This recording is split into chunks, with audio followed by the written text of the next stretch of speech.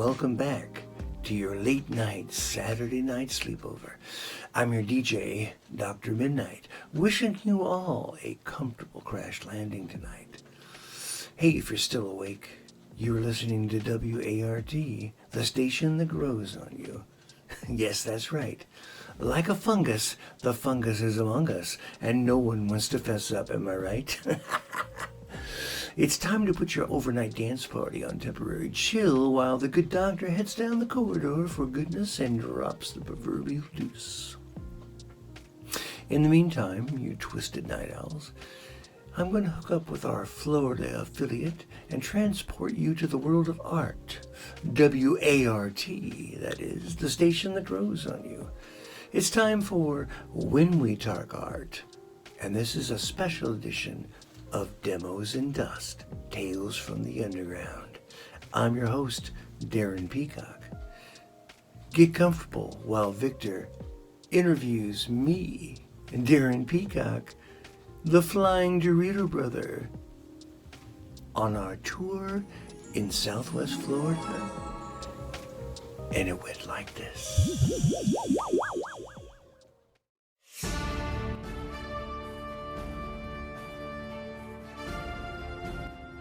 This is the Partnership for the Arts talk show, where we talk art.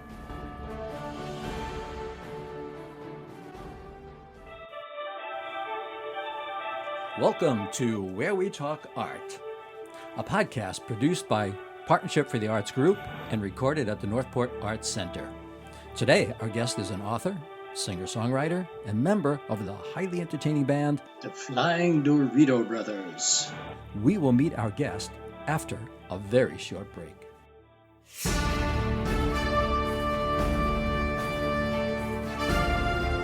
This is Partnership for the Arts. Come join us As we explore the world of art. You can find us on our Facebook page at Partnership for the Arts Group Talk Show. Or you can find us on our new website at pftatalkshow.org. Where We Talk Art is recorded at the NPAC in Northport, Florida.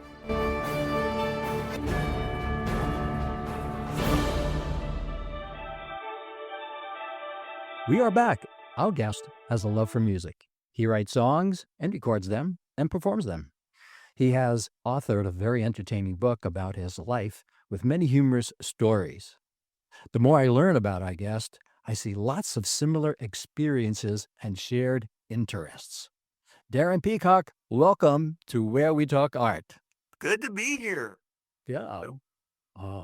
Flying Dorito Brothers. That's right. That's right. Yeah. Not to be confused With the burritos. That's with the Flying Burrito Brothers. And we have had people travel long distances to see the burritos, and they were disappointed when it was only, they came to see the Burrito Brothers, but they got the Flying Dorito Brothers. But Well, that reminds me of a story about a woman listening to the radio, and she hears that a band is going to be coming to their town. Now, this is a band that's known for being kind of outrageous on the stage. oh yeah, Okay. Do you know which band I'm talking about? Red Hot Chili Peppers. The probably. Red Hot Chili Peppers, right? So she hears on the radio the Red Hot Chili Peppers are coming, and that's her son's favorite group. So she buys 2 tickets. Mother and son, they go out. So the band comes out, and they start playing, and her son and she look at each other and say, "What in the world is this?" She accidentally bought tickets for the Red Hot Pipers. Not even close. So they play the bagpipe. And they do crazy things when they're performing. Mhm. They've got flames shooting out of their bagpipes and stuff like that. Fail. And they have a backing track and it sounds very heavy, like hard rock or whatever. I'm sure it was entertaining, but when you think you're going to be seeing your favorite band, the Red Hot Chili Peppers, no. That's a good one. Although they probably were fun, but They could have been. yeah. Yes. Well, I have a question for you. Okay. One of many. I said to you in our introduction that we share lots of experience and interests. Mhm. So let's begin with the guitar. Okay. Okay, when did you start playing the guitar? Well, my aunt and uncle played country western music, and Mhm. that's my dad's brother and his wife. So we used to go out and watch them. And one day they were camping, and I was fascinated by this a light on a Fender amplifier, this red light as a Wait. kid. And I'm like, oh, that's pretty cool. So that's what really got me into it. I thought that's really neat. So I asked about it. And then I was intrigued by the pick Yeah. and watching them play. And finally, I don't know, a year or so later, I was probably 10 or 11. My mom said, well, would you like to take lessons?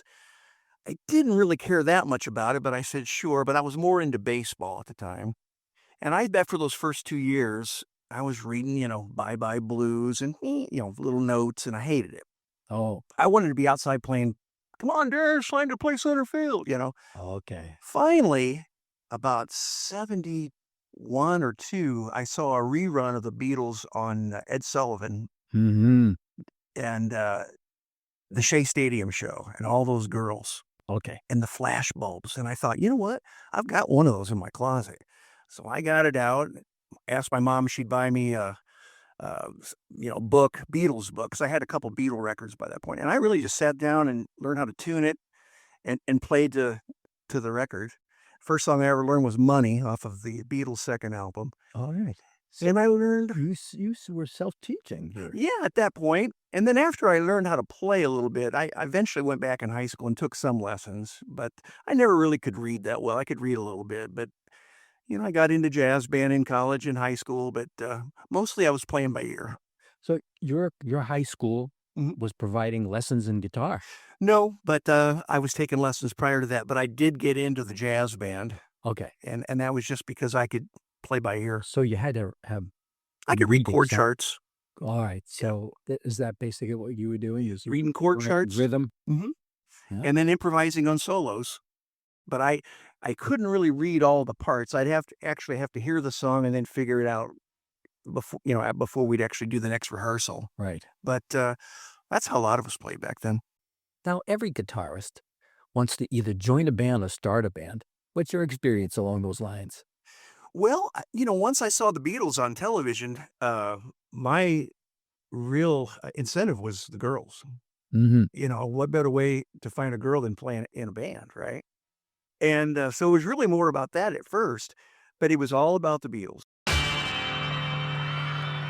It's been a hard day's night, and I've been working like a dog. The more records I got, the more things I would see on television. I mean, this is before MTV and before you could just, on a whim, decide I wanted to watch something. You had to wait till it came on and then savor it.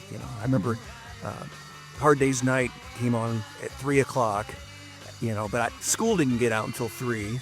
So I'd have to, can I leave early, please? Well, why, Darren? Well, Hard Day's Night's going to be on, the Dialing for Dollars movie or something, and I savor that. Then slowly I got into the music. Right. And then it got to a point where people, you'd play and play in public. Now, my aunt and uncle played, and they'd let us play on their breaks. And then they start dancing. And then that was like, oh my gosh, this is great. And then if you finally hit on something, this was probably a couple years later, you got that feeling that you were flying almost because you're playing and you're not even thinking about it. You're riding the music as opposed to pushing it out. Right. And I think that's the feeling that I still chase to this day on a good night. Even if you're flying, you're just, The audience is responsive. yeah. That just gets you more excited. And that Yes. keeps me playing, really. Keep searching for those kind of nights, really. Cool. Well, when you were young, perhaps in the first year of learning your guitar, were your parents supportive, even though maybe your skills weren't that good? Oh, yeah. They were great. Well, they bought me the guitar, they bought an amp. And like I said, my aunt and uncle played, so we would always play with them until we branched out. They played country western, and we'd play the rock and roll on the breaks. And they loved it because, they were being entertained. They were proud of us. My next door neighbor played as well, so we kind of learned Cool. together. And they were friends with his mom and dad. Mhm. So it was a neighborhood thing. Yeah. And they both myself and my brothers, we all did something different. I was a musician. My other brother raced motorcycles, and my younger brother was a sports guy. And they were, very supportive of all of us, really. We were loud, though. We were a loud family. Hence the need for an amplifier. So you had an amplifier, so that means you had an electric guitar. I did. I had a Harmony guitar. Wasn't the best in the world. I had a Harmony and a Sears Silvertone amp, Okay. which now are kind of sought after. Was the Harmony a solid guitar? It was a hollow body. But it had a pickup in it. It did. Okay. I've seen pictures of Keith Richards using it early in their career, but it was kind of junky, really, I thought. But now I think it's kind of even considered to be kind of a classic. Hmm. But you couldn't get distortion out of it, until you got that fuzz tone. Right. When company came over to visit, and your parents' friends, did they require you to get your guitar, play a couple of songs? Oh, yeah, I talk about one thing in the book that was really embarrassing. I was probably about 13 years old, where you're not quite a boy, but not a man yet. And it must have been up 1 o'clock in the morning. And my parents were notorious for parties. My mom came in and said, "Get out here and play and sing get your guitar out and sing." I'm like, "Mom, I'm in my pajamas."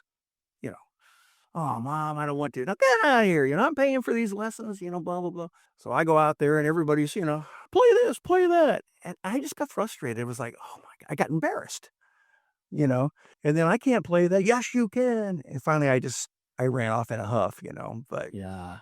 that was embarrassing, but I got over it because I got better. And then it was after that, like the next year, I'd like to play for them because then I had a repertoire and they would let me play, all their parties and everything. And Cool. that was fun. All right. I really dislike when my father would say, "Go get your guitar." Well, I hated And it that time. I hated that. And then to make it worse is after I finished a number, my father would say, "You made 5 mistakes." Oh, thank you. You didn't mention the 95 notes I hit correctly, though. See, that reminds me of my dad too. My dad would always say, "Can you play some Chet Atkins?" And of course I couldn't. Still can't. I always felt like a bit of a failure, and I tried to do some finger picking, "Well, that's not like Chet." I was like, "Well, not many people can play like Chet." Really? Oh, the things we had to put up with a young They were good. musician. Oh, They were supportive. gosh. Oh. But my father was supportive. He was the one who asked me if I was ready to learn an instrument. Mm. I said, "Yeah, I would really love to play the guitar." So my mother, I think it was the whole family. We went to for a ride to a town east of where we lived called Hempstead, and he knew to go to a pawn shop. Mm. He knew that there would be inexpensive instruments there. And the one that he got for me was, yes, indeed, inexpensive, and the strings were so high above the fret, that was a difficult guitar to play. Mm-hmm. Mm-hmm. What was your first guitar like to play? That one wasn't very good, really. And tuning it was tough and didn't stay in tune or anything. And I do remember that now by the time I was probably 14 or 15, I was starting to play out. I had a band and we were playing out. And I knew that what I had was not cutting it. I was sick from school. I had the flu. And I was looking at this Beatles album and these Rickenbacker guitars. I'd never seen them, in Peoria or anywhere. And I had the gumption to ask my parents when they got home from work, "Hey guys, I'm making $50 a gig now. And we're playing, a couple times a month." Yep. In fact, my mom kept all the gigs that we played back then. And we were No. playing a lot. And we're making $200, $150, $200 a night. I said, "I need the tools. I need a better guitar." And I was expecting them to say, "Well, I'm sorry, you're going to have to get a job or something." I'm like, "Well, I'm 14, 15, I couldn't believe it. They said, "Okay, well, Saturday we'll go to Florey's Music and we'll look." Well, as luck would have it, I went there. There was a Rickenbacker, a 1966 Rickenbacker 370. It was my dream guitar. It was beautiful. It was $450, which might as well have been $4,000 at the time. And they bought it for me. And I said, "I will pay you back every penny." And I loved that guitar. I had it all the way through high school, and it was so cool. And that was a great sounding guitar. And Was that the same one George Harrison used? it looked just like George's. George had one that was a 12-string first. It was the second 12-string that George had. It was a 360. It looked like that one, but it was triple pickup, and it was 6 strings. Yeah, I didn't know they ever played an electrified 12-string. Oh, I've yeah. never seen a picture of that. Oh, yeah, he saw the Byrds, or I guess the Byrds saw him, really, and that's what started the whole 12-string craze. But Hard Day's Night, he's playing that. I think he has the first one off the assembly line from Rickenbacker. They gave it to him as a gift. Oh, And then a year later, they gave him that 360 as a gift as well. And Lennon was like, "Where's mine?" Great guitar. And I have one of those now. I've got a 360 12-string now. I searched for years to find one like my high school guitar, but this one's a 12-string, but I love it. very cool. It's a 66 as well. It was good. I think we will take a little break right now, and we will be back, folks, in just a hair's breadth away. So don't go anywhere. We'll be right back.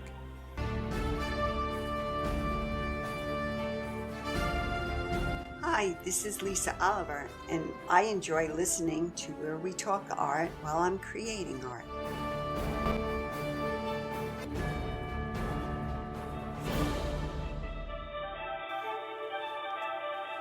We are back, and we are talking with musician, songwriter, author, Darren Peacock. Darren, currently you're performing with the Flying Dorito Brothers. My brothers, yes. Give us a history of them. Oh gosh, there is a history too. I rented a house from a gentleman back in the mid 80s, and he would put on, actually, let me backtrack. I rented a house from him, but he and his parents had a steakhouse right next door. A steakhouse. To the house that I rented, Yes. Daryl Klusendorf.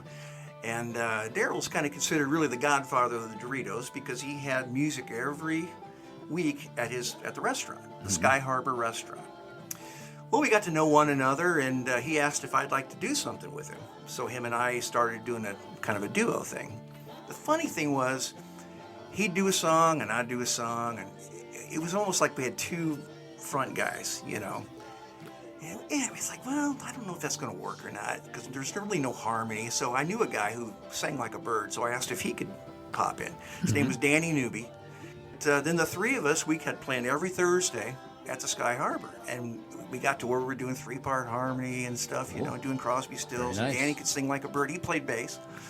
Although he had never played bass before. He was actually starting we're going to play 3 guitars, and it's like, you can't play guitar, you got to play the bass. You ever played the bass? He goes, well, I can try. So my brother had one. It's 2 less strings. How confusing Yeah, can it be? and it was great. Well, not long after that, Tom Nelson came in, and he played dobro and mandolin. He was a friend of Daryl's. And really, that was phase 1 of the Doritos. We played there for years, and finally, Daryl couldn't really leave because he had to do the restaurant thing. So the 3 of us started branching out. All right. And playing places. And of course, Danny contacted cancer. He died in 94. We found another bass player, Bill Solomon, and we played till about 2000 until he moved. Then I met the guy that I'm playing with now, Tom Abbott. We met in about 2000, 2001. And then we finally got Mark Kiefer, who's our percussionist, and I've known Mark since I was 19. So we've got quite a backlog. We played in Maiden Cane in the late 70s and early 80s. So that's who's playing with us now, the Flying Dorito Brothers. Very good. And right now, what kind of music are you playing? Well, we're a harmony band. So we do a lot of Crosby, Stills, and Nash. We do a lot of Beatles, Hollies, Byrds. And then we do some folk stuff, Bob Dylan. We call it folk and roll. We're a folk and roll band, so we do some folk and some rock. All right. Very good. And I know that your band is here in the southwest of Florida for the tourist season, which means the next couple of months. Yeah. And how can listeners find out where and when you are performing? If you just go to Facebook, and it's the Flying Dorito Brothers, but it's D-RITO Brothers. Just look for the Flying Dorito Brothers. They'd be able to just click right onto it. So when they get to the page, they're going to see pictures, there's some videos, and then there's our schedule. Good. But yeah, the Flying Dorito Brothers, I mean, there's... Right. No double R, 1 R. That's right. That's right. Because Frito-Lay stopped by that restaurant one time and said we couldn't use Dorito like the chip. No kidding. Yeah, so that's why we had to kind of change it a little bit. Oh, okay. We're back in Illinois, which is where you spend most of your year in Illinois. Peoria, I believe. That's right. Okay. Was music your full-time career? Oh, no. When I was younger, like 20 years old, I quit school, got got a full-time job at Bergner's downtown, and then moved out of the house very young. Did that for about 8 months, and then decided to go back to school. So during that period, though, I lost my job because we were playing out of town so often that it was hard for me to get back into work because we were getting home at 2 or 3 in the morning. And so the general manager said, look, it's either the band or your job. So I quit my job and continued playing in the band. So that was the only time I was ever really a full-time musician until I went back to school. But I kind of talk about that in the book, that I was always proud that, I could always work and still do my passion on the side. I never quit playing music because I don't think I ever could, really. I love it too much. When you decided to go back to college, what changed your mind that you wanted to go back? Well, I was tired of being a full-time musician. I was tired of being broke. I mean, a funny story. I mean, we were playing in Mankato, Minnesota during the winter, and we got back home after a week up there. Goodbye, see you later. We put the instruments away and stuff, and I was looking to see if we had anything to eat, and I remember we had a can of peas. I found a can of peas and 2 or 3 pieces of bread. So I put the peas in. I'm thinking, oh man, this is going to be great. I'm so hungry. It's going to be like steak. And our sax player knocked on the door and said, I got my car stuck in the ditch. Can you help us out? So we went out, got him out of the ditch. But when I got back into the kitchen, the peas were burnt. They were like, 100 little BBs. And I just cried. I broke down. I said, I am so poor. I'm so hungry. I got tired of that, sometimes Silco, the power people would come because they were always threatening to shut off our power, and, we were hiding. And so I decided, you know what? I'm not going to go down this path. I'm going to go back to school. And that's when I kind of zigged, when I was zagging. Let's talk about your book. Okay. Okay, give us the title and the inspiration for writing this book. So it's Tales from the Orange Room, When Days Were Psychedelic. And the picture on the front, that's me at 16 years old in my orange room. Mm-hmm. What happened was, as I got older, I worked at a bank, and the younger people there, because as you get older, everyone gets younger, would, in between the day would tell their stories. Mm-hmm. And I'd think, they just think those are such good stories. And I'm thinking, I got 15 that could top that, So I kind of spoke up and said, you think that's strange? Let me tell you about this. And they'd all get quiet and listen, and almost like they wanted to sit down, like I was the grand wizard or something. Lock the front door. We want to listen to this story. And then it got to a point where that was just part of our day. Tell us more stories, Well, I love talking about the stories, and it dawned on me, you know what? I'm almost 60 years old, and I guess I have acquired a lot of stories. And as you do, I've never been old before, so I'm realizing that, I have a vast library of stories here. So finally the one girl says, we love your stories, but I think you're making them up. And I said, you can't make this stuff up, right? So later on that year, I had neck surgery. I had fusion surgery, and I couldn't lay down and sleep, so I'd have to sit in the recliner. So in the middle of the night, I started thinking about my stories, and I thought, you know what, I'm going to be 60 next year. Maybe I should just start writing these down. So I used my phone just really to pass the time. And before you knew it, I had acquired quite a few of them. Right. Then I started putting them out on Facebook, and I started a little web page called Tales from the Orange Room. And people were liking them. They said, oh, you write well. You should really put it in a book. So I just started assembling them all. And my mom was a heck of a storyteller, so I encouraged her to do that before she passed away. And it's really a great reference book now, is what went on with my parents when they were young. I thought, you know what, this might be great for my kids too. Absolutely. Just to fill in the blanks. And plus, it was very therapeutical for me to see my life, to relive it and fill in some of the gaps. And because I can always kind of remember my life in some kind of fashion by music or who I was seeing or the bands I was playing in. But this kind of helped me kind of keep it all in some kind of order. All right.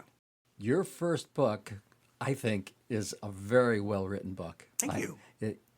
I read some of it. My wife reads some of it to me, and we laugh out loud. Good. So that's great. So I think you really need to write a second book. And the funny thing is, I could only put so much into this one, so I've been adding to the other stories that I have not used, and I'm just about finished with that one. That'll probably come out, this summer. The hard part was learning how to put it all into, format it and everything into a book format and Okay. get self-published. I would have loved to have it professionally published, but too much money. So I know a little bit more about it now and know a little bit more about how to proofread. So this next one ought to be, I think, even better. So be looking for that maybe around, I'm thinking maybe June. When I get home, I'll get it all in manuscript form. And I think I'm going to call that Tales from the Orange Room Revisited, Confessions of a Baby Boomer. All right. Yeah. And it should take it from where this one leaves off all the way up to the present. I look forward to seeing that book. Yeah, good, thanks. Reading it. So when you get it self-published, I'm assuming places like Amazon will carry it because they carry a lot of self-published books. That's where I go through exclusively. It's just Amazon because they cover all the printing charges and everything. So they do it all, but you don't make any money. I think when I sell a copy, a color copy, I make 4 cents. But to me, that's not what it's all about. I love the reviews, and here I am doing this with you. I would have never dreamed in my life that I'd ever get a chance to do this, but just because you guys liked the book and we met, and that's awesome for me. So, the more people I can get to read the book and throw a review out there, it makes me feel good, and it helps me. It's, like I said, it's very therapeutic.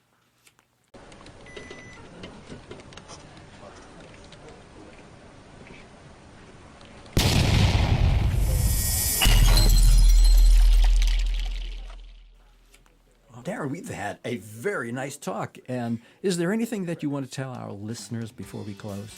Go to YouTube. I've got a lot of information out on YouTube. I've got a lot of original music there.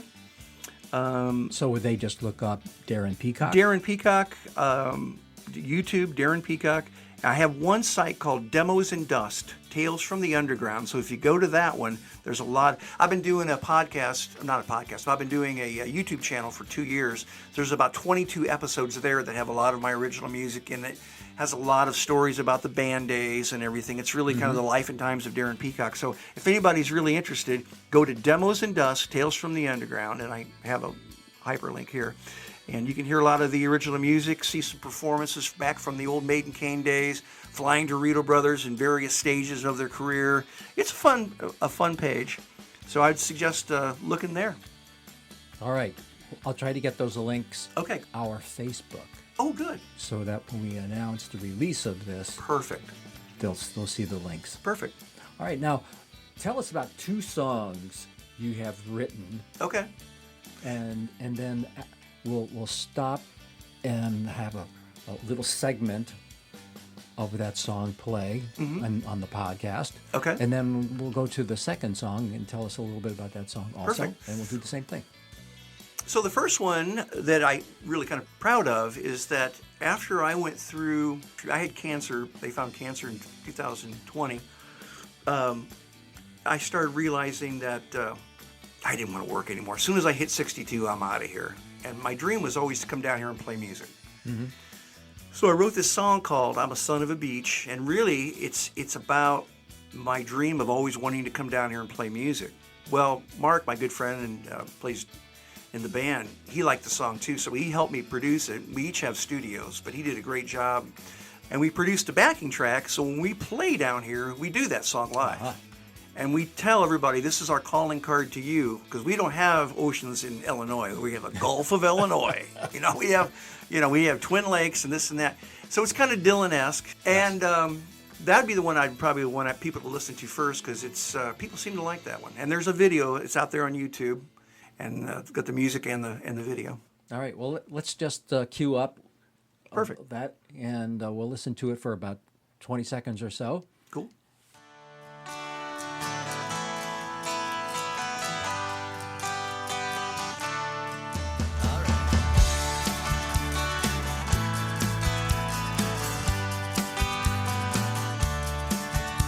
Twin Lakes in the summer,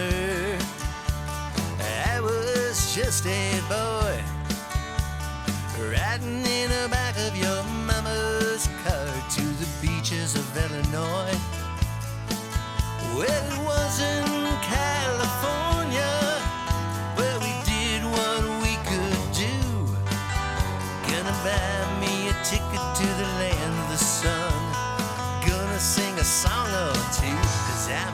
son of a beach. I'm a shot in the glass. I might spit in the wind. I'm a pain in the ass. I'm a hole in the road.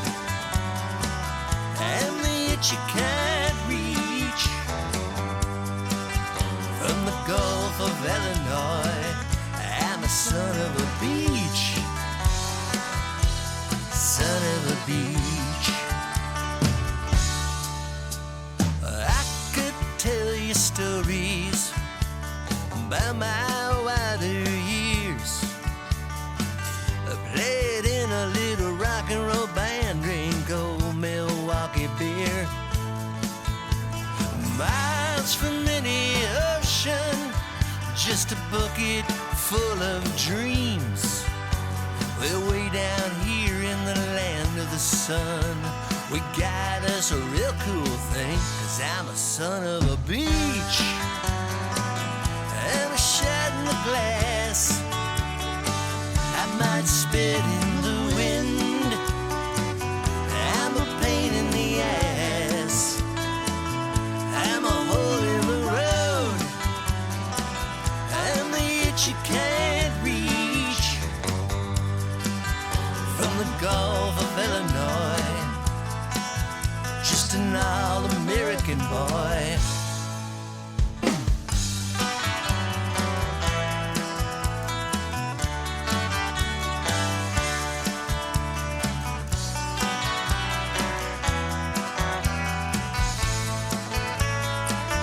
Give me one for the road.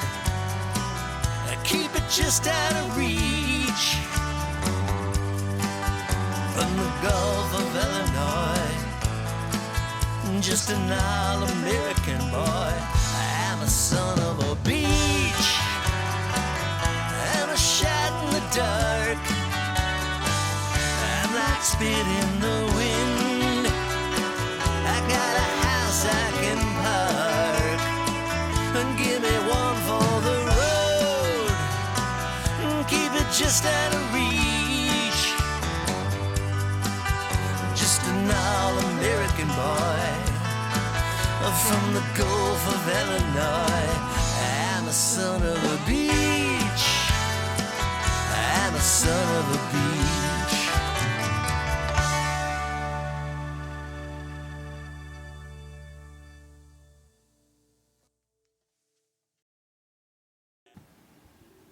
All right, so that really sounded cool. Thank you. And let's go to the next one. I'm looking forward to it. So the next one,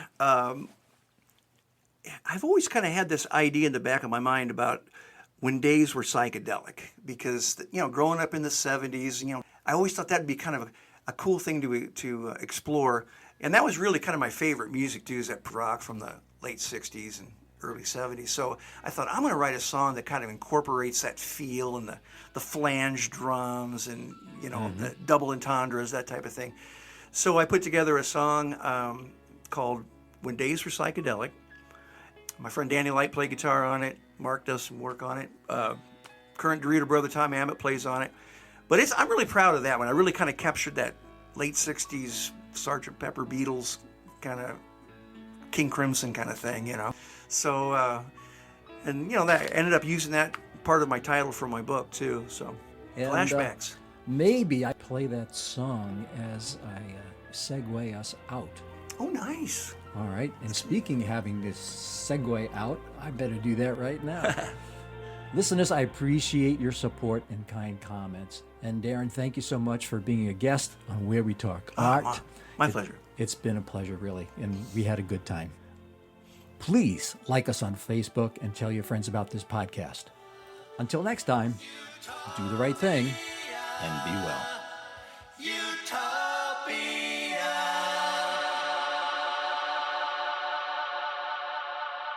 I guess I never gave a damn about fairy tales in Neverland. Day by day carrying the stone, living life in monochrome.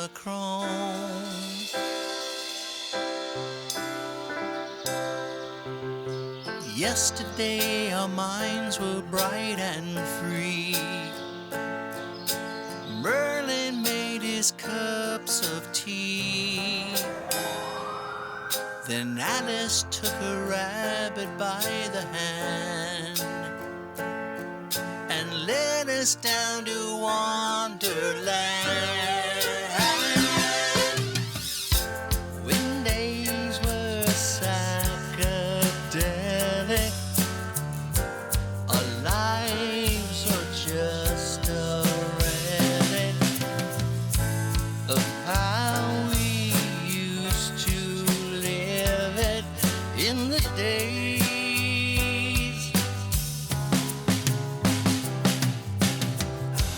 The nights were tender color, the days were undercover.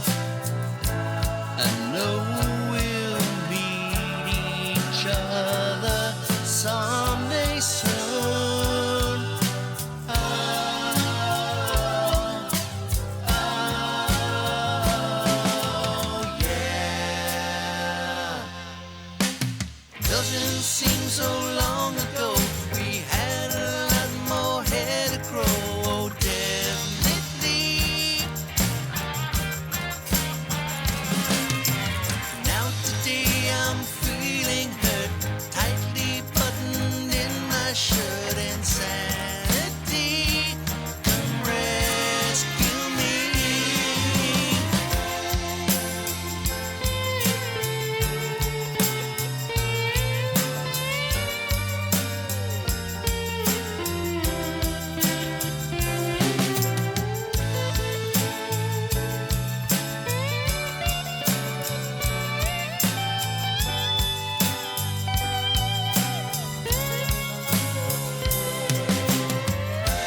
With time moved supersonic, I'd rather feel cruphonic. I find it so ironic, don't you, dear?